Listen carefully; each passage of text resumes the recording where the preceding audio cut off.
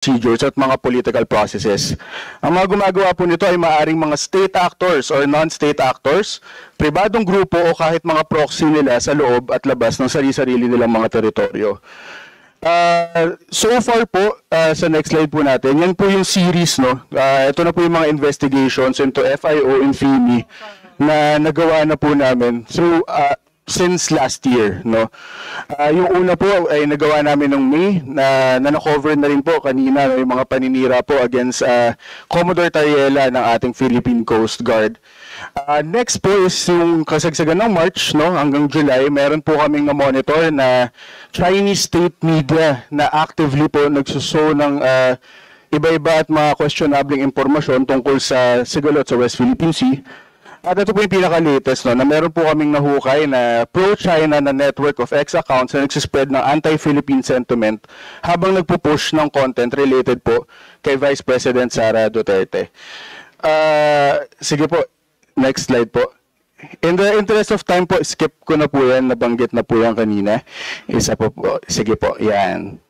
Yan, thank you po. So ito po yung nabanggit namin, no, na Chinese state media na AI bolstered, no.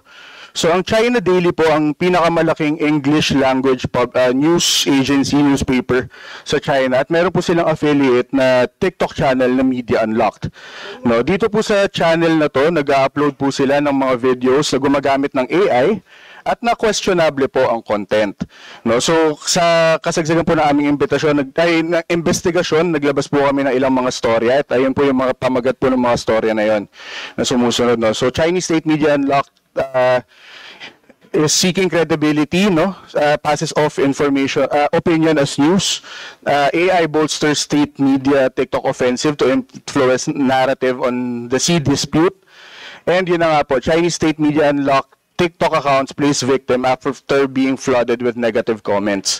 No, so kasagsagan po na investigasyon natin, yung channel po nila, pinaliguan po ng negative comments mula po sa mga Pilipino, no? At kalaunan, naipasara ho yung channel na yon. Pero shortly after that, may bago po silang channel na tinayo na walang lamang uploads, walang videos, pero meron ng milyon-milyon na mga followers at mga likes. No? At yung mga followers at likes po na yon, nung tinignan po namin, isa-isa namin, karamihan, no, or halos lahat nang galing ho sa mga bansa na Spanish-speaking, at walang mga post at interest pagdating sa West Philippine Sea. So bots yan? Posible yung nabili ho siya sa mga online growth services na gano'n na nga po. So hindi siya totoong accounts, no?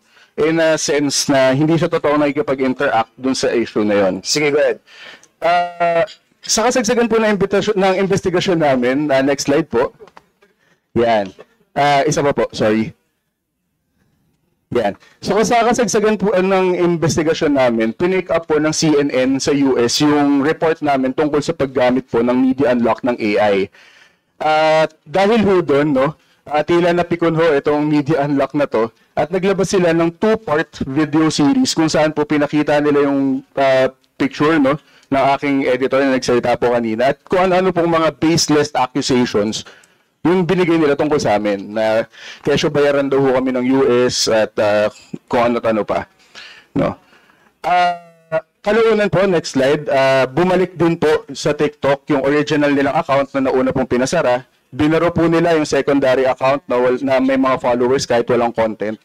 Pero yun doon sa original account, tinanggal na po doon yung mga videos tungkol sa West Philippine Sea. Pero, no, that was around June 2024. Pero to date, Media Unlocked is still very active. No, engaged pa rin po sila sa pagpapakalat ng disinformation versus the Philippines in its efforts to assert its claim over the West Philippine Sea. Next slide po. Yan, ito po yung latest nating story, no. Meron po kaming na-identify na 107 accounts as of 11 AM this morning na nagpapakalat ho ng mga anti-Philippine sentiment on Twitter. Yung mga accounts po na to, yung iba sa kanila, Chinese ang pangalan. Karamihan sa kanila, sabay-sabay ginawa, at yung mga posting activity po nila ay very questionable. Ito pong pinapakita kong 3 grupo ng mga screenshots.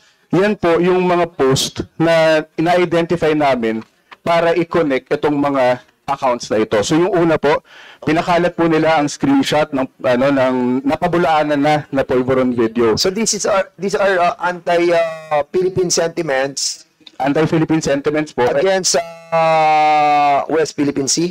Against the West Philippine Sea efforts ng Pilipinas at against our president. So, saan nag-originate ito? Some of the accounts have Chinese names. So for example po, yung unang screenshot sa far left po ng ating presentation, Chinese po yung pangalan ng account. Tapos, yung same group of accounts, nagsishare po sila ng mga screenshots ng mga story na published in Chinese. No, Chinese characters, Chinese yung website, Chinese yung caption. Tapos, nagsishare din po sila ng content na pertaining naman, no, or containing Sara Duterte's criticisms against the current administration. Doon po sa first screenshot, very crucial po, no, kasi Chinese in nature yung accounts, pero yung sinishare po nilang picture ay may Tagalog na mga kataga. No? So, next slide po natin. Yan. So, ito po yung unang story na nilabas namin, no? Nakita po namin na yung posting activity po nila ay very reactionary sa oras, no, at sa mga development sa ating bansa. So, for example, yung Polvoron video, sobrang dami po nilang beses nilabas yun right after na pirmahan yung Maritime Zones Law and yung baselines law. No? So yan, hindi, yan, for that example, hindi alam yan ng taong bayan eh. Yung Polvoron issue na yan, nang lumabas yan, yes po. Na-sign pala yung Maritime Zones Law ni President Marcos. After which, lumabas yung Polvoron issue.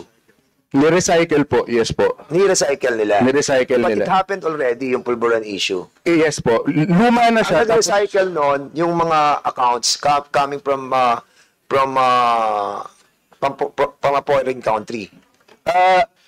That's the problem po kasi private po yung information when it comes to proving kung saan siya ginawa. Pero the fact na yung mga account po nito ay nagpo-post ng news stories, links to Chinese websites na may Chinese na captions, nagtatype sila in Chinese, is I think good enough no, to say na hindi siya local in nature.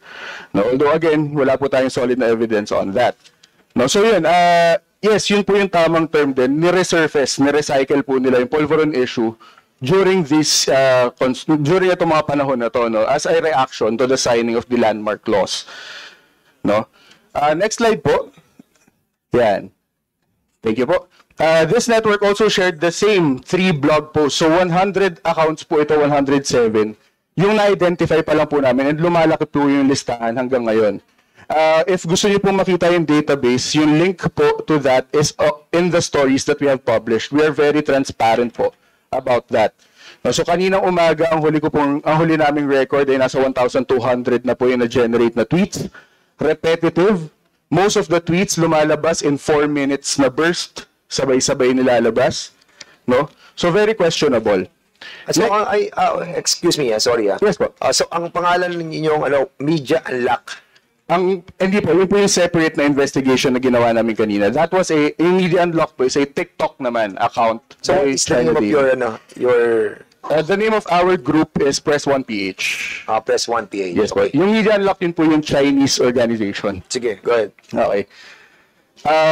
Noong November 17, nalaman po namin na yung iba po sa mga Chinese X accounts na yan, Chinese named accounts, nasa next slide po, ay napatawan ng temporary ban. No? So, temporary ban, tapos after a while, nalaman din namin na napatawan na rin sila ng permanent ban from the channel. Pero, 24 accounts lang po yun. Sa 107 na kilala natin. Sa next slide po, yan. Yung mga accounts po na to ay nag-share ng dalawa in particular na links related to the Vice President. First is a Rappler story in which Duterte criticized the administration, and the next is the Philstar story naman na nag-comment siya referencing cash, illegal drugs, and partying. No? So, these could be interpreted as veiled jabs against the President Ferdinand Marcos Jr.